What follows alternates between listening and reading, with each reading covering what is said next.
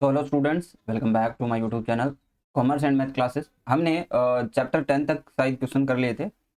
यानी अगर हम चैप्टर 11 यहाँ पे ऐड कर रखा है, स्क्यूनेस को अगर हम छोड़ दें तो ये चैप्टर 10 हो जाएगा। हमने जो थ्योरेटिकल है वो कंप्लीट कर लिया है कोर्स के अंदर। जिस भी स्टूडेंट ने नहीं देखा वो देख ले। देखिए, टू द पॉइंट पढ़ा गया है आपको। लगभग जो है 25 आवर्स के अंदर जो है ना, एक बार के लिए जो स्टैटिस्टिक्स है वो आप कंप्लीट कर सकते हो 25 आवर्स के अंदर। ठीक है, लेकिन इसमें आप स्पीड अप नहीं कर सकते। 25 आवर्स आपको टोटल देखना पड़ेगा।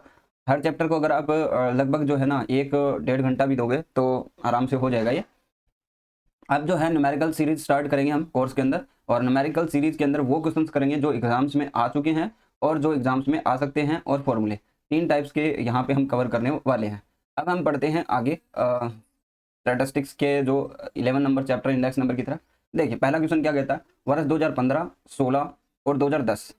ठीक है, 15 16 दिया हुआ है और 2010 को आधार मानते हुए उन्होंने उपभोक्ता मूल्य सूचकांक कितना 320 और 400 निकाला है। यानी आप कह सकते हो 2015, 2016 और 2010। 2010 हमारा जो है बेस है तो इसको 100 मान सकते हैं। 2015 का 320 बोला इन्होंने, 16 को जो है 400 बोला हुआ है। अब ये बोलते हैं कि 2016 के लिए हम 2015 को आधार वर्ष मानते हुए उपभोक्ता मूल्य, यानी इसको हम बेस माने तो ये 320 है वो कितने के बराबर है, 100 के बराबर है। यानी मैं कह सकता हूँ 320 जो हो गए वो 100 के बराबर है, तो हमें 400 की वैल्यू निकालनी पड़ेगी। तो ये 320 अगर 100 के बराबर है और अगर हम 400 की वैल्यू निकालें, सॉरी 100 जो है 320 के बराबर है और 400 की अगर हम वैल्यू निकालें तो यहाँ से आपकी एक जीरो से तो एक जीरो कट जाएगी, 4 से भाग देंगे बस 100 और ये कितना आ जाएगा 8 चौके 32, और यहाँ से अगर हम भाग दें तो 125 आ जाएगा। ठीक है, तो सी ऑप्शन आप लोगों का सही हो जाएगा। नेक्स्ट देखिए, मूल्य परिवर्तन के प्रभाव का मापन करने के लिए सूचकांक बनाए जाते हैं। हम किसका प्रभाव ज्ञात करें मूल्य परिवर्तन के अंदर, प्राइस चेंजेस के अंदर हम किसको बनाएंगे। फिर आपको पता है कि जो प्राइस चेंजेस है उसके लिए हम क्या बनाते हैं, जीवन निर्वाह सूचकांक बनाते हैं, या फिर इसको हम बोलते हैं WPI, जो CPI, sorry, consumer price index.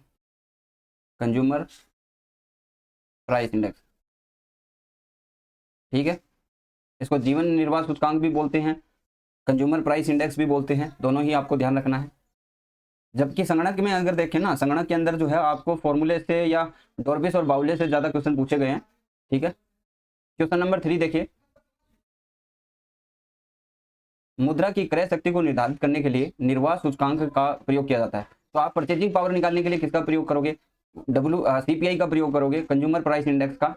ठीक है, परचेजिंग पावर निकालने के लिए। उपभोक्ता मूल्य सूचकांक का प्रयोग केवल वेतन निर्धारण के लिए करता है। जो प्राइस की बात करता है, प्राइस इंडेक्स जो है केवल वेतन निर्धारण के लिए करता है। मुद्रास्फीति के आंकलन के लिए भारत में मुख्यतः थोक मूल्य सूचकांक का प्रयोग किया जाता है, WPI का प्रयोग किया जाता है। आपको कथनों पर विचार करके बताना है कि कौन सा सही है। देखिए, परचेजिंग पावर के लिए हम CPI का प्रयोग करते हैं, ये बात सही है। प्रयोग वेतन निर्धारण के लिए हम क्या करते हैं, कंज्यूमर प्राइस इंडेक्स का। और मुद्रास्फीति के लिए हम होल प्राइस इंडेक्स का प्रयोग करते हैं। तो ये सारे वाक्य जो है आपके सही है।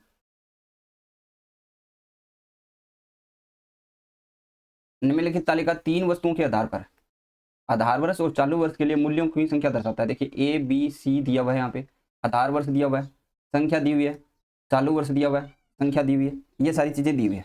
आपको बोला है कि लास्पे और पास्टे का जो सूचकांक का जो अनुपात है वो 28:27 है। फिशर का जो आदर्श सूचकांक है वो √7/3 है। एक्स और वाई के मान क्रमशः होंगे। बड़ा क्वेश्चन है, सोल्व करेंगे आराम से, समझना एक एक चीज को। लेस्पे एवं पास्टे दिया हुआ है कितना 28:27, ठीक बात है। अगर मैं फिशर की बात करूं, फिशर सूचकांक की बात करूं, तो आप बोलोगे कि ये जो है ये आपका 7/3 है। लेकिन अगर आपको फीसे का याद होगा तो फीसे का जो इंडेक्स होता है वो क्या होता है, लास्पे और पास्टे का गुणोत्तर माध्य होता है, ln गुणा p। ठीक बात है। तो अगर मैं यहाँ पे रखूं कि ये √7/3 जो है वो बराबर होगा 28 गुणा 27 के, भाई मैंने फॉर्मूले के अंदर ही रखा है। अगर मैं इसके दोनों का √ हटा दूं तो आप बोलोगे ये जो क्या हो जाएगा कि ये, सॉरी, इनको जो है ना हमें वैल्यू देनी पड़ेगी, वेरिएबल बनाना पड़ेगा x। ठीक है, तो यहाँ पे हमें 7/3 मिल जाएगा। 28 गुना 27 करेंगे तो हमारे पास क्या आ जाएगा 756, और x इंटू एक्स क्या आ जाएगा x² आ जाएगा। यहाँ से 7 से काटेंगे तो ये 108 हो जाएगा। तो 1/3 बराबर 108 की स्क्वायर x² आ जाएगी। यहाँ से मैं 108 जो है इधर भेज दूं तो आप बोलोगे कि x² बराबर क्या हो जाएगा 3 इंटू 108, यानी ये कितना है 1/324 हो जाएगा। ठीक है, x को अगर मैं x की वैल्यू निकालूं तो ये √ में चला जाएगा 1/324, और इससे हमें क्या मिल जाएगा 1/18, यानी हमें x की जो वैल्यू मिली है वो 1/18 मिली है।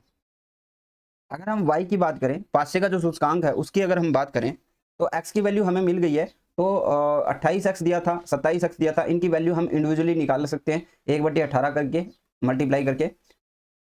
देखिए आप शुरू में देखिए लेस पे का जो है 28:27 दिया था, हमने x की वैल्यू निकाली। अब x को मल्टीप्लाई करेंगे तो हमें उनके जो सूचकांक है उनका पता चलेगा। तो ये तो कितना आ जाएगा, 2 से काटेंगे तो 14/9, और ये 9 से काटेंगे तो 3/2। ये हमारे पास सूचकांक आ गए। ठीक है, ये सूचकांक आ गए, लेकिन हमें क्या निकालना है, हमें x एंड y निकालना है। ठीक है, जो कि यहाँ पे मिसिंग है, इस श्रेणी में मिसिंग है। ठीक है, इसको हम क्लियर कर लेते हैं एक बार के लिए। आपको सिर्फ 2 चीज़ें आपको ध्यान रखनी है, वो मैं यहाँ पे लिख देता हूँ। हमें एल और पी को ध्यान रखना है। जो लेस पे है उसका तो रहा 14/9, और जो पास पे है उसका 3/2। अब देखिए ये आधार वर्ष दिया हुआ है P0, ये Q0 दिया हुआ है, ये P1 दिया हुआ है, ये Q1 दिया हुआ है। हमें क्या क्या निकालना है, देखिए जब हम लेस पे की बात करते हैं तो हमारा क्या होता है, देखिए L पहले आता है, P बाद में आता है। 10 और 11, और ये क्या है 0 0, और ये 0 1। बस मैं ऐसे अगर आप याद करना चाहो तो कर सकते हो। ठीक है, ये आपके ऊपर डिपेंड करता है। तो पहले मैं 10 निकालूंगा, तो आप बोलोगे P1 और P0 Q0, P1 और Q0, ये करना है, ये करना है। तो देखिए यहाँ पे मैं बना देता हूँ P1 Q0। ये कितना आ गया, 4 आ गया, ये आ गया 4x, और ये आ गया 16। कहने का मतलब है हमारे पास कितना आया, कहाँ से, अच्छा हम क्या कर रहे हैं, P1 और Q0, P1 Q0 कर रहे हैं। ठीक है, 16 आ गया। ये हमारे पास टोटल कितना हो गया, 20 + 4x हो गया। सही बात है, ठीक बात है। यहाँ पे P1 Q0 निकाल लिया हमने। अब हमें क्या चाहिए, P0 Q0 यहाँ पे बना देता हूँ, P0 Q0, ये 4, ये 3x, और ये 8। तो ये कितना आ गया, 12 + 3x आ गया। अब हमें क्या निकालना है, ये हमने पूरा कर लिया। अब निकालना है P1 Q1, और एक निकालना है P0 Q1। तो P1 Q1 निकालते हैं पहले। P1 और Q1 यही है मल्टीप्लाई, 6 8 और 4y, यानी इसका 14 + 4y आ गया, 14 + 4y। अगर हम आगे देखें P0 और Q1 यहाँ से मल्टीप्लाई करें तो हमारे पास कितना आएगा, P0 और Q1 6 आ गया, फिर 3 दूनी 6 फिर से आ गया, सॉरी P0 और Q1 6 आ गया, फिर 2y आ गया, ये हो गया 12 + 2y। क्लियर है। अब हमारे पास जो है सारा डेटा है जो हमने अभी बनाया, तो मैं सीधा सीधा लिखूंगा कि जो सिग्मा P1 और जो Q0 है वो सिग्मा P0 Q0 है, सिग्मा P1 Q1 है, और सिग्मा P0 Q1 है। तो P1 Q0 कितना है, 20 + 4x है, और P0 Q0 कितना है,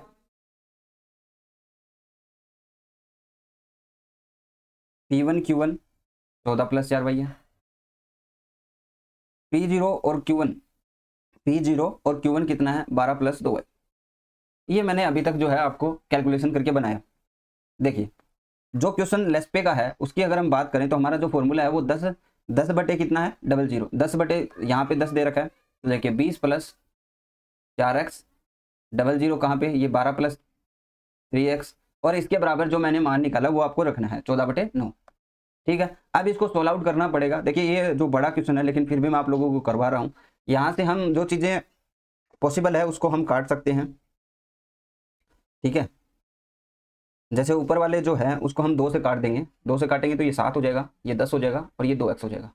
इसको 3 से काटते हैं तो 4 + x, और ये 3 आ जाएगा। अब जो हमें क्रॉस मल्टीप्लाई करना पड़ेगा, तो 30 + 6x बराबर क्या हो जाएगा, इसको इधर करेंगे 28 + 7x। ये x इधर जाएगा तो ये x की वैल्यू आएगी, और ये इधर आएगा तो x बराबर 2 आ जाएगा। यानी पहली वैल्यू जो है हमारी 2 आएगी, तो 2 ऑप्शन आपके डायरेक्टली कट जाएंगे।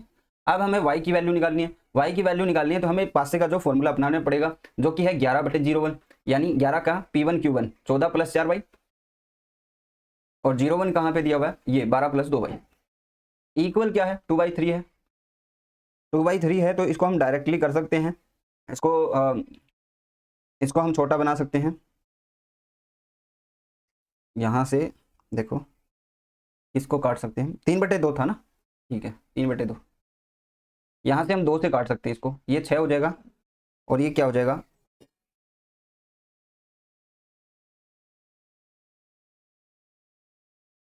देखो 14 + 4y,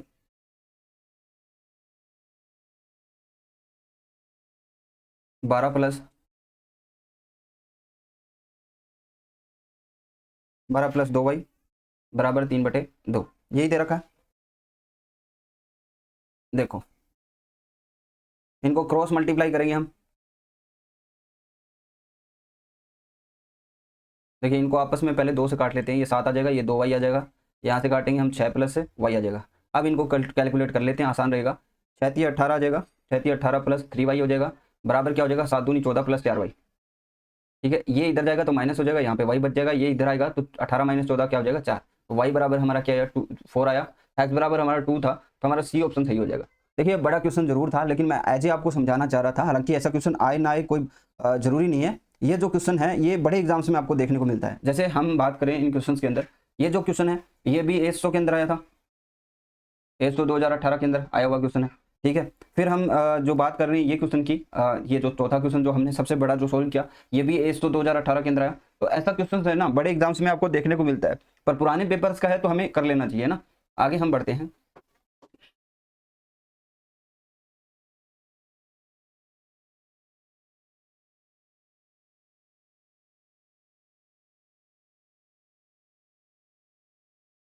चलिए देखिए,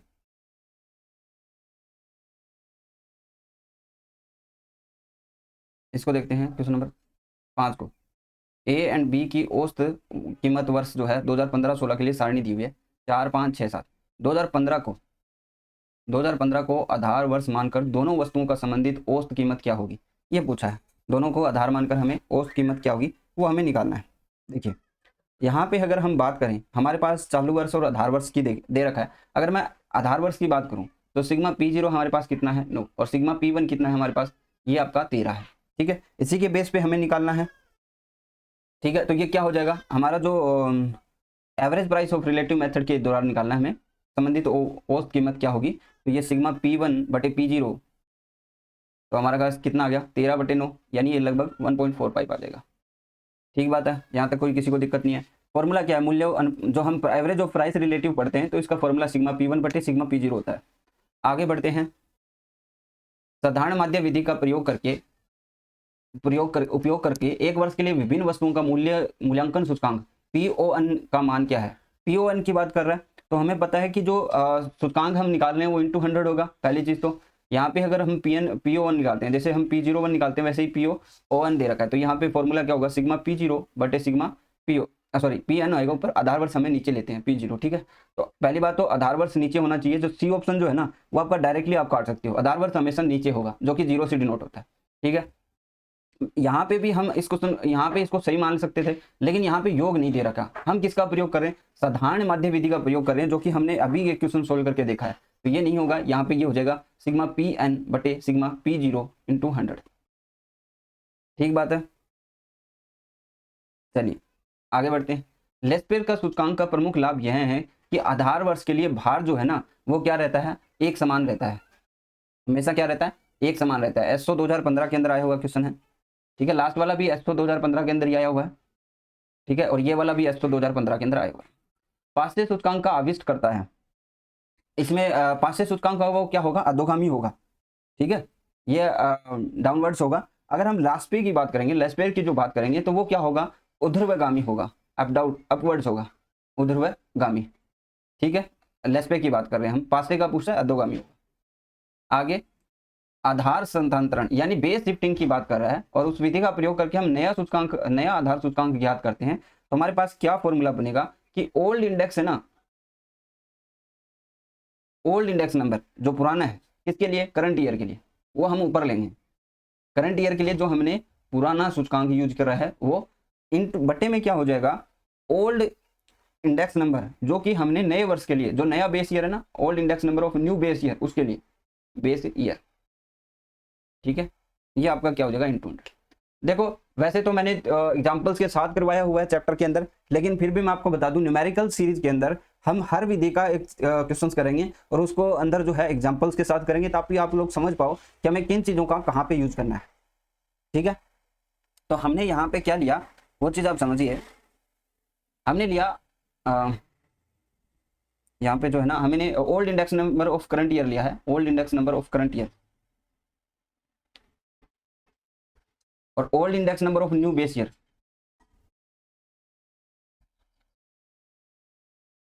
देखिए यहाँ पे कोई भी मुझे सही नहीं लग रहा, आप ये फॉर्मूला याद रखना, या फिर आप चेंज कर लो इसको, जैसे यहाँ पे कर लो old index number of current year और old index number of new base year, ठीक है, तो ये सही हो जाएगा, आपको ओल्ड कर लेना यहाँ पे। आगे बढ़ते हैं, क्या बोलता है, ठीक है। क्वेश्चन नंबर 10 देखिए, ये भी आया हुआ है ASSO 2021 के अंदर, ठीक है। मार्शल और एजवर्थ के सूचकांक निम्न के मध्य आते हैं, तो ये जो सूचकांक है ना, ये किसके बीच में आएंगे, ये लेस्पे और पासे के बीच में आएंगे। इसका जो फॉर्मूला है ना, वो आपको याद रखना है, P1Q0 यानी 10 प्लस आपको 11 कर देना है, सिग्मा P1Q1 बटे आपको क्या करना है 0 P0Q0, और प्लस क्या हो जाएगा आपका सिग्मा 0 1 बताया तो P0 और Q1, ठीक है। मेरे हिसाब से कोई दिक्कत नहीं है इस फॉर्मूले में आपको याद करने में, एंड 2000 कर लेना, 100 कर लेना।